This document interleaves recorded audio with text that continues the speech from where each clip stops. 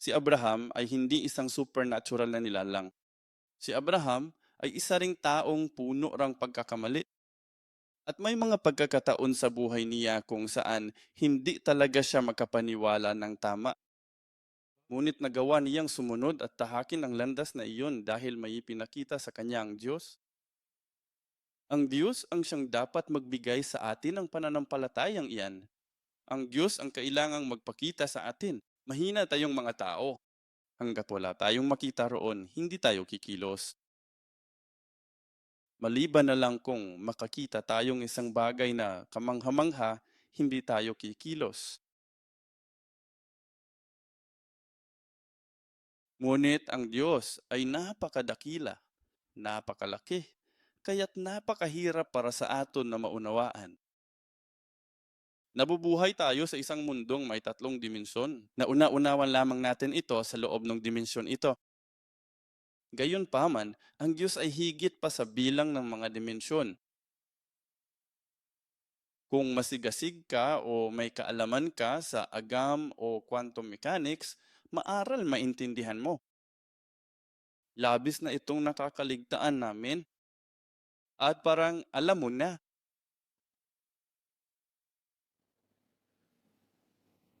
Ito ay dalawang dimensyon, tama ba? Sa eroplano na ito ay dalawang dimensional. Sabihin nating may nilalang sa eroplanong ito. May nilalang sa eroplanong ito. Tatlong dimensyon na to. At ang taong ito, kung gusto niya akong makilala, kailangan niya akong tingnan, mapansin dito. Pasensya na sa kahinaan nga. Sa isang ito, linya-linya. At kailangan niya akong mapansin ng diretso at hindi niya talaga ako maisip ng buo. Kung ano ang nakikita niya sa sandaling iyon, kung nandito siya, nakikita niya ang isang linya nito. Kaya para matukoy o makilala niya na ako ay isang three-dimensional na nilalang, aabuton ng mahabang panahon para iskan niya ako, linya por linya, hindi ba? Pero sabi ko sa kanya, "Hoy, kaibigan mo ay narito at ito ay si Ryan, bisyo. Ito si ganyang hen, bisyo. Napakalapit nila sa isa't isa." Pero sinasabi ko sa kanya, "Sa totoo lang, mas malapit ako sa iyo kaysa sa asawa mo." Pero dahil hindi ko hinahawakan ng linyang ito, ang patag na ito, hindi niya ako mapapansin. Sabi ko, "Mas malapit ako sa iyo. Nakikita ko kayong lahat. Kaya kitang alagaan." Hindi na yun nahahalata. Ang sabi ko, "Ako ito." At ang taning napansin niya lang ay ang isang bahagi kung saan ko siya hinawakan. "Ako ito, hinahawakan kita." Nakikita niya ako bilang isang maliit na tuldok na iyon. Naintindihan mo ba ang sinusubukan kong sabihin? Napakalaki ng Diyos at ang nakikita lamang naton ay kung ano ang atong naunawaan bilang mga taong limitado. Kaya't lumapit si Jesus at sinabi, "Ako'y higit pa sa iyong nakikita. Ito ang Diyos." Kaya sa unang oras na ito, susubukan kong ipakita sa inyo kung gaano kalaki ang Diyos. Nagustuhan mo ng husto ang mga kagamitan sa Sunday School kahapon? May gagawin pa kung ibang klaseng ang gawain sa Sunday School. Kaya pwede pud mo nang ibaba ang mga panulat mo. I-enjoy mo lang ang unang oras na ito. Wala kang ang notes para dito, no?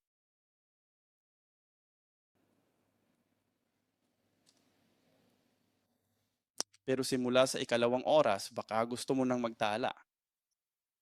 Okay, Diyos, naa siyang mas dakila kaysa sa lahat.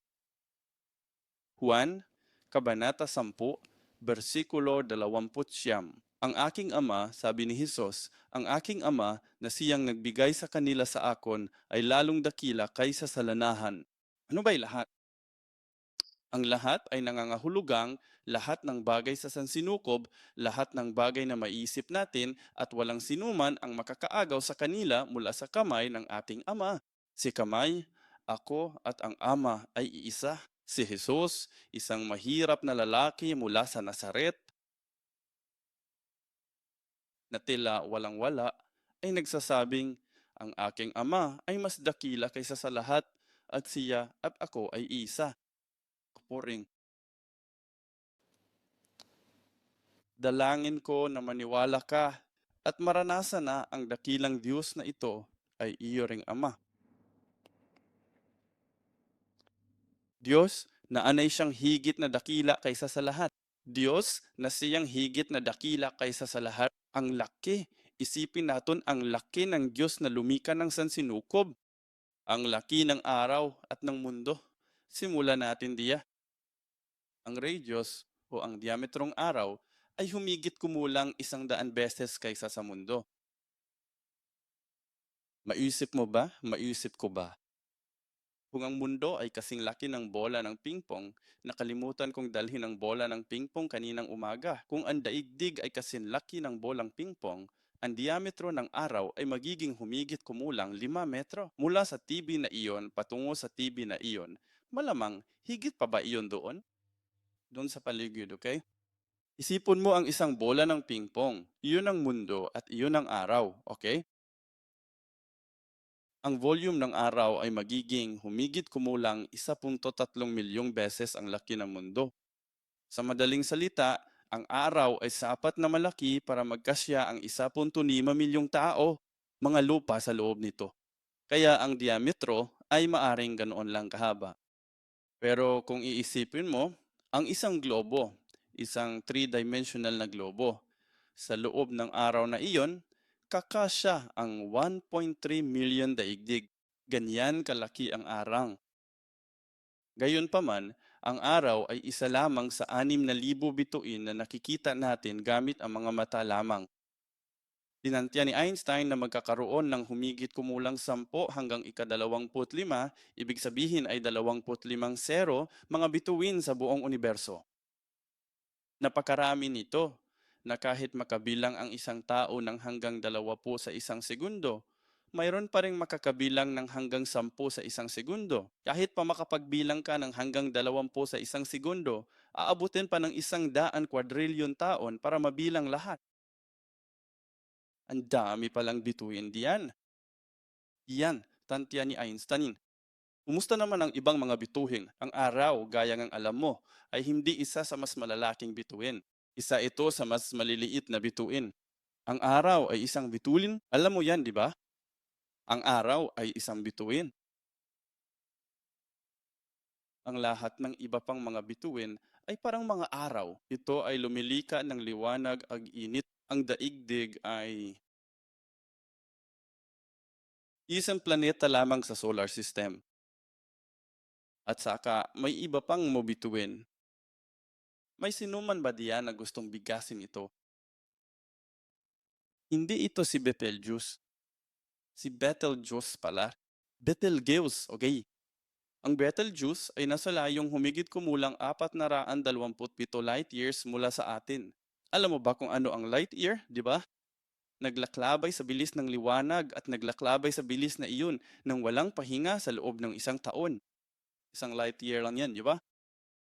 Gawin mo iyan sa loob ng 427 taon, ha? At nariyan si Betelgeuse. Ang diametro nito ay doble ng orbit ng daigdig sa paligid ng araw.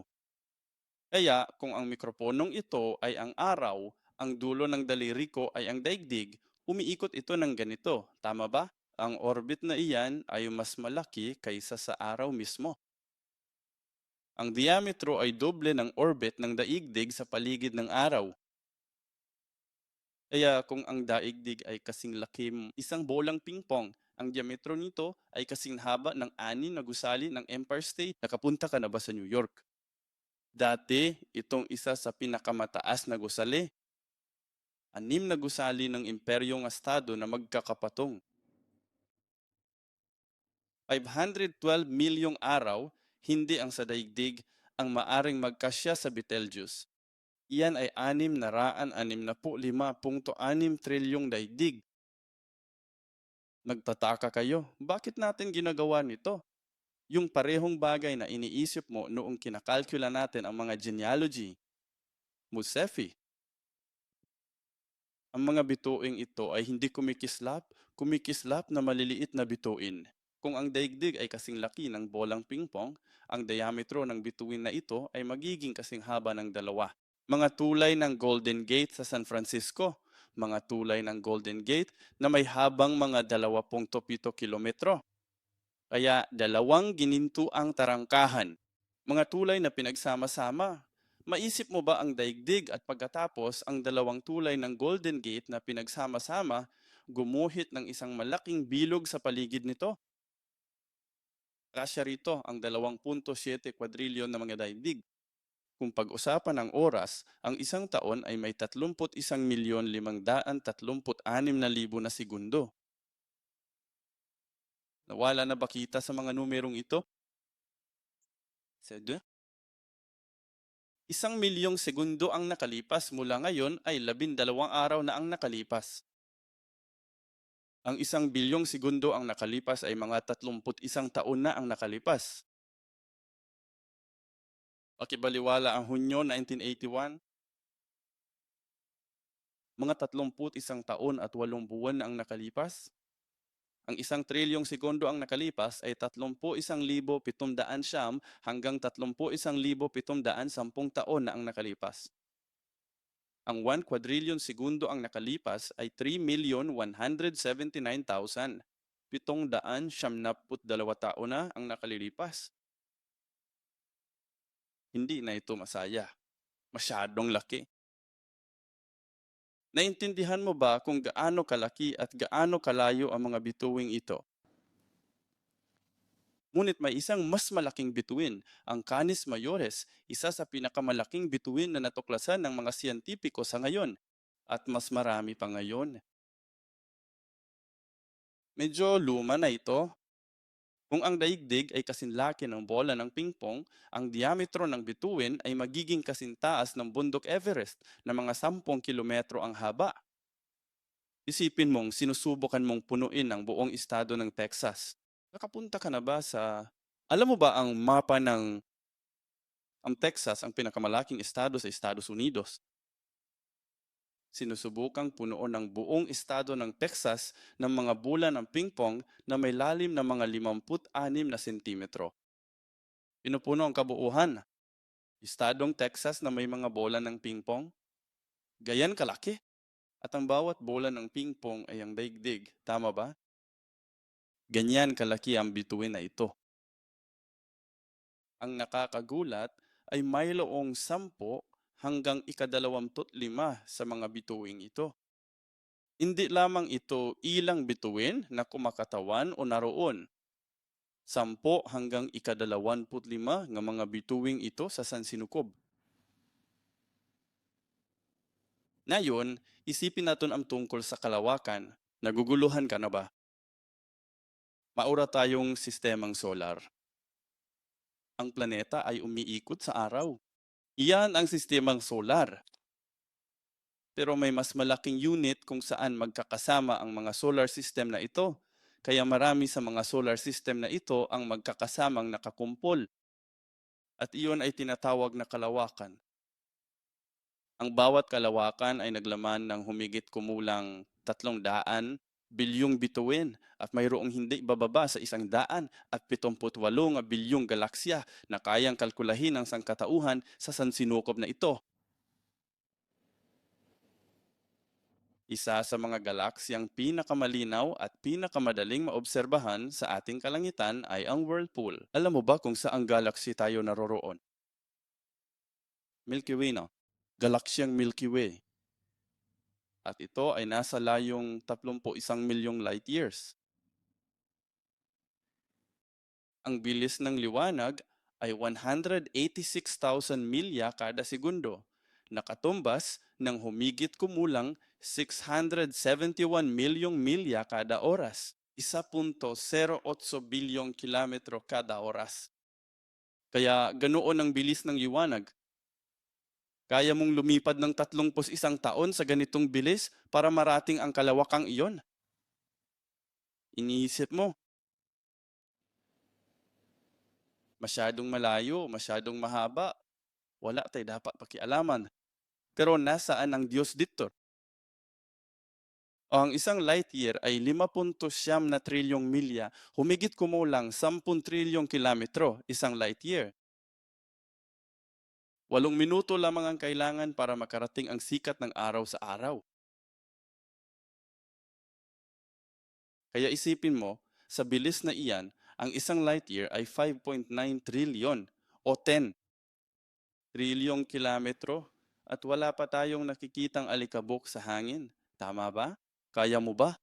Naisip mo ba kung gaano nakalaki ang kalawakan ngayon?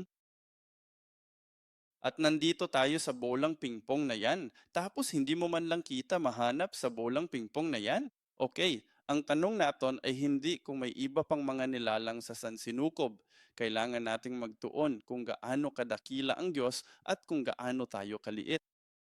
Sa 6.5 o 7 bilyong tao sa mundo, kayo ang pinili ng dakilang Diyos upang maging kanyang bayan. Hindi ba't special tayo, Dalisan? Bakit siya naparito sa maliit na lupang ito?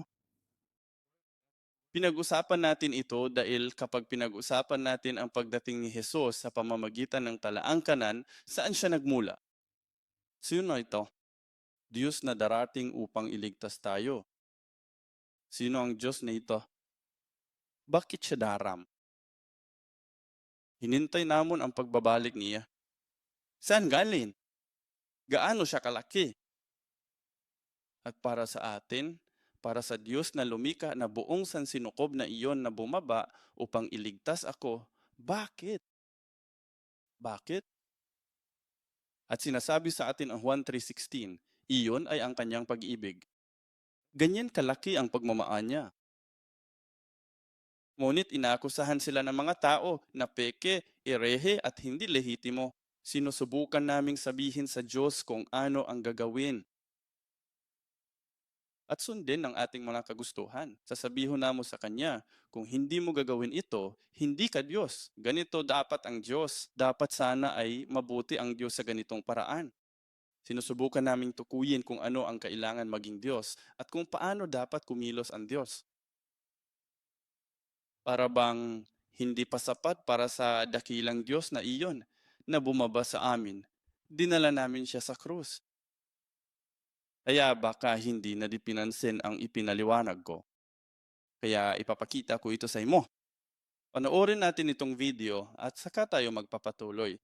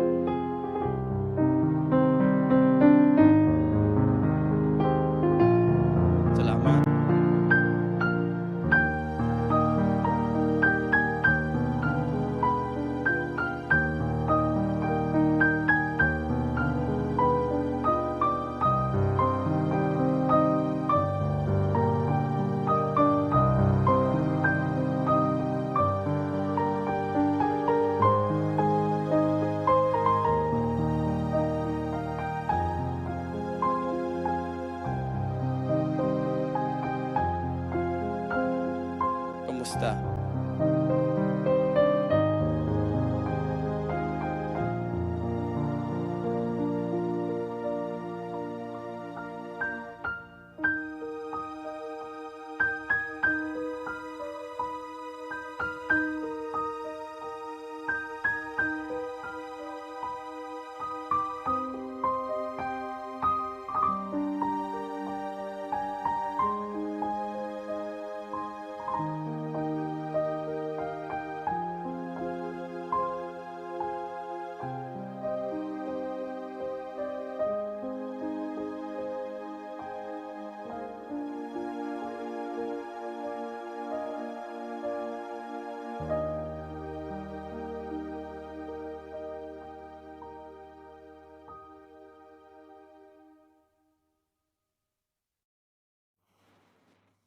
Gaano kalaki ang Diyos?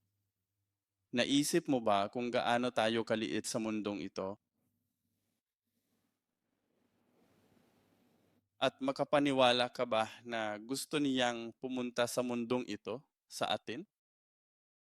Umasa ako na hindi ka mawawalan ng tiwala dahil napakalaki nito. Ngunit ang punto ay, kailangan nating maunawaan kung gaano kalaki ang ating Panginoong Hesus. Hindi lang ito nasa timbangan ng mundong ito. Ipo, matagal bago ko na ipaliwanag iyon. Maglalaan ako ng ilang minuto pa para magpaliwanag. Ano ang itinuturo sa atin ng dakilang sansinukob? At hindi ako sigurado tungkol sa multi-universe. Ito ay isang bagay na natagpuan ko sa YouTube. Kaya baka gusto mong maglagay ng link para doon bilang sanggunian.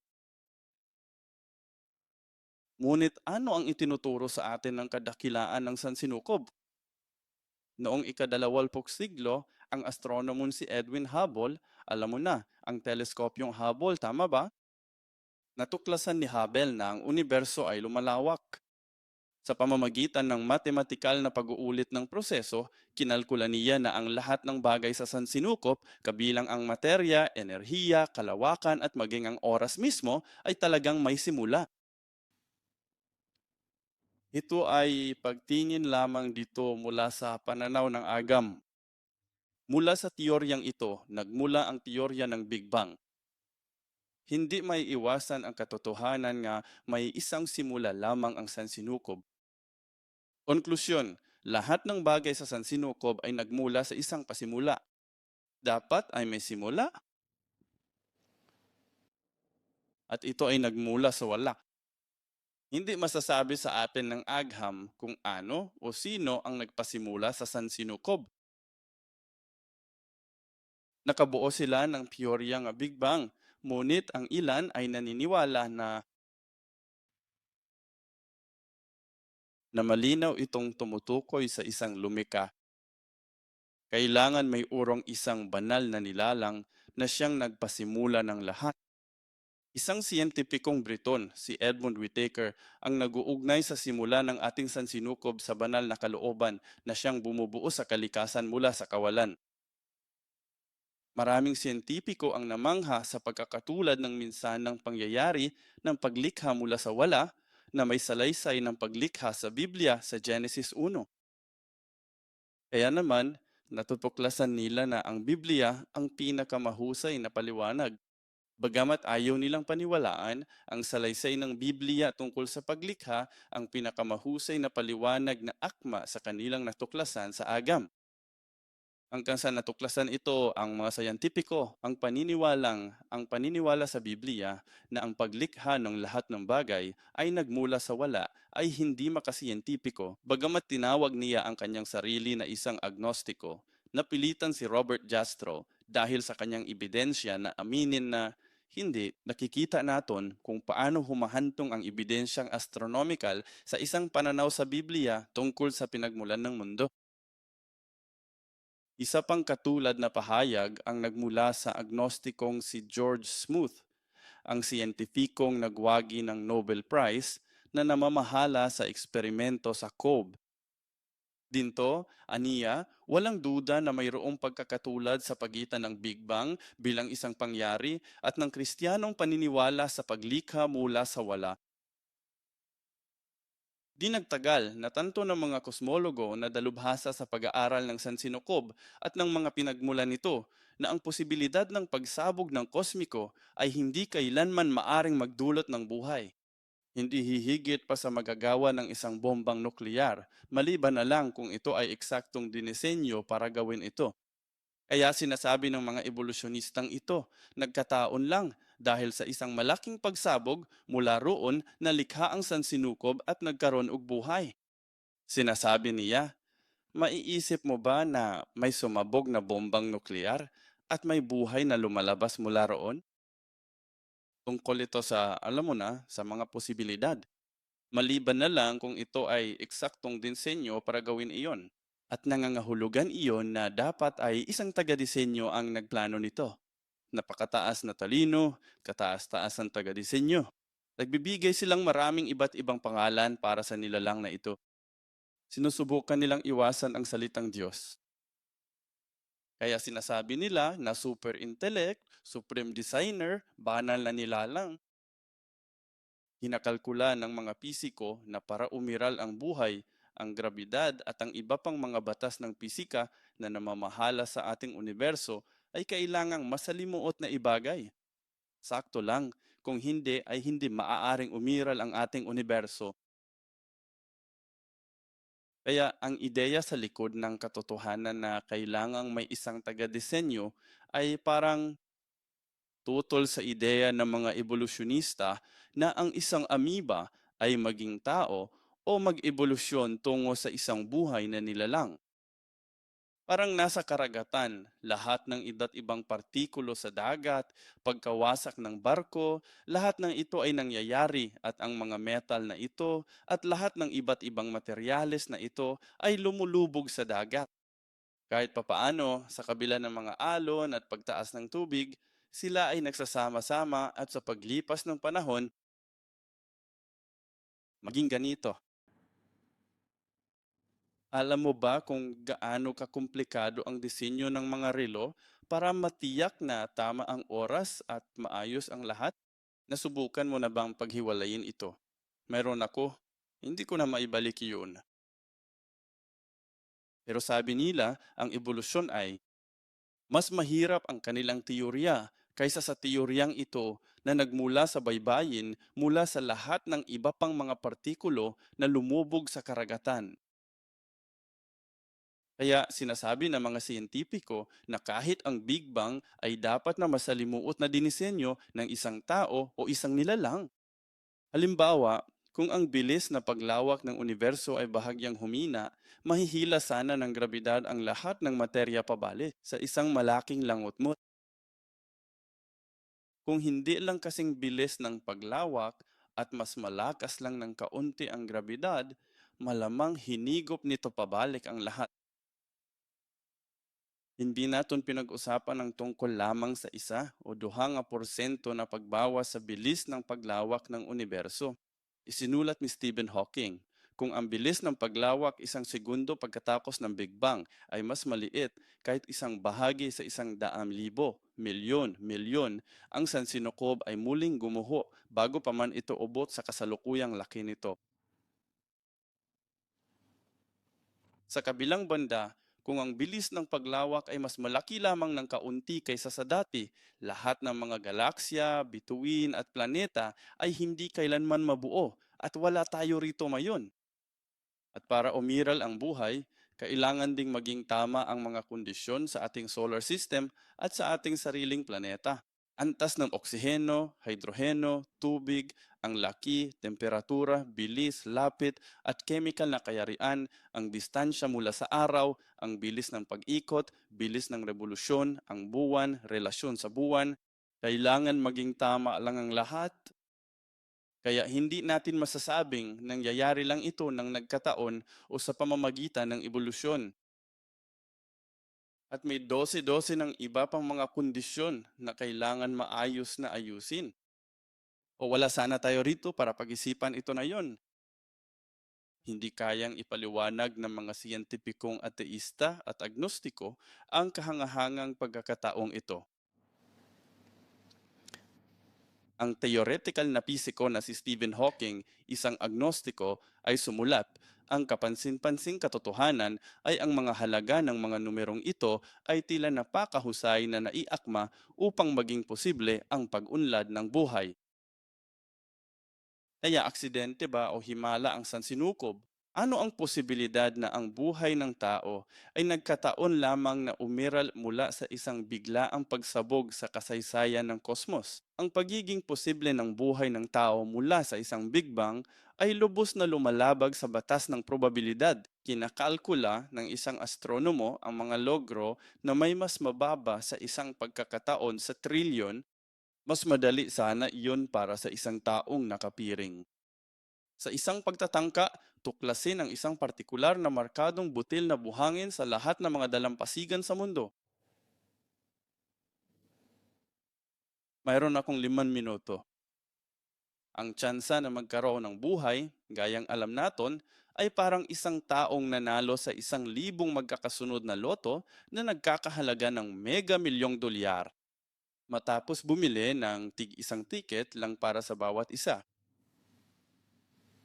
Aleluya! Naintindihan mo ba ito? Alam mo, bumili kang isang tiket lang tuwing Sabado at nananalo ka sa bawat pagkakataon ng mahigit 1,000 beses. Hindi nawawala kahit isang linggo. Gaano kaya kaganda yun? Mas mababa ito kaysa sa may tsansa kang manalo sa loto ng ganyan. Hindi malamang, maliban na lang kung inayos ito ng isang taong nasa likod ng mga eksena na siyang isipon ng lahat. At yun ay ang konklusyon ng maraming siyentipiko. May isang taong nasa likod ng mga eksena ang nagdisenyo at lumika ng sansinukob. Ang bagong pagkaunawang ito kung gaano kamahimalang buhay ng tao sa ating sansinukob ang nag-udyok sa agnostikong astronomo na si George Greenstein na magtanong, posible kayang bigla na lang nang hindi natin sinasadya ay natagpuan natin ang siyentipikong patunay ng pagkakaroon ng isang kataas-taasang nilalang? Ayaw nilang aminin ang presensya at pag-iral ng Diyos. Ngunit nang walang intensyon, tila natisod sila sa katotohanan ito na hindi nila maiiwasan. Bagamat hindi religyoso si Einstein at hindi siya naniniwala sa isang personal na Diyos, pinawag niya ang henyo sa likod ng sansinukop na iyon bilang isang katalinuhan na may ganitong kahigitan na kung ikuumpara rito, ang lahat ng sistematikong pag-iisip at pagkilos ng mga tao ay lubos na walang kabuluhan. Refleksyon.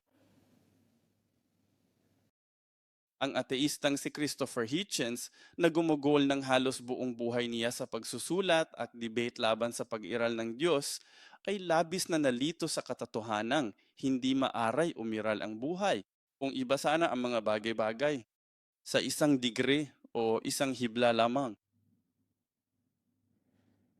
Kinikilala ni Davis, para sa akin, mayroong matibay na ebidensya na mayroong nangyayari sa likod ng lahat ng ito. Tila may isang taong pinino ang mga numero ng kalikasan upang mabuo ang sansinukob. Nakakamangha ang impresyon ng disenyo. Konklusyon, ang buong sansinukob ay dinisenyo at gumagalaw ayon sa plano at kalooban ng Diyos. Saan ang sentro ng kalooban at plano ng Diyos? Naisip mo ba? Maisip mo ba? Tiyak na disenyo ng Diyos ang lahat ng ito ng napakasalimuot at napakaperpekto. Para lang sa imo, ililipat ng Diyos ang mga bituin at ang mga kalawakan upang iligtas ka. Nakaupo ka lang dyan na parang hindi ka naniniwala. Nagiging tapat ka dahil hindi ka panipaniwala. Di ka panipaniwala. Ngunit iyan ang katotohanan na si Jesus ay bubaba sa mundong ito upang sabihin sa aton, ako'y naparito para sa iyo. Saan galing? Mula rito. mula sa itaas ng sansinukog. Busa, gitugot ba sa Dios nga molihok ang tibuok universo alang kanato? Nehemias 6:6. Ikaw lamang ang Panginoon. Ikaw ang lumika ng langit ng mga langit, kasama ng lahat ng kanilang mga hukbo, ng lupa at ng lahat na naroon, ng mga dagat at ng lahat na naroon. Ikaw ang nagbibigay ng buhay sa kanilang lahat, at ang hukbo ng langit ay yumuyukod sa harap mo. Salmo usa 9, usa. Ang kalangitan nagmantala sa himaya sa Dios. Ang kawanangan nagpahayag sa buhat sa iyang kamot.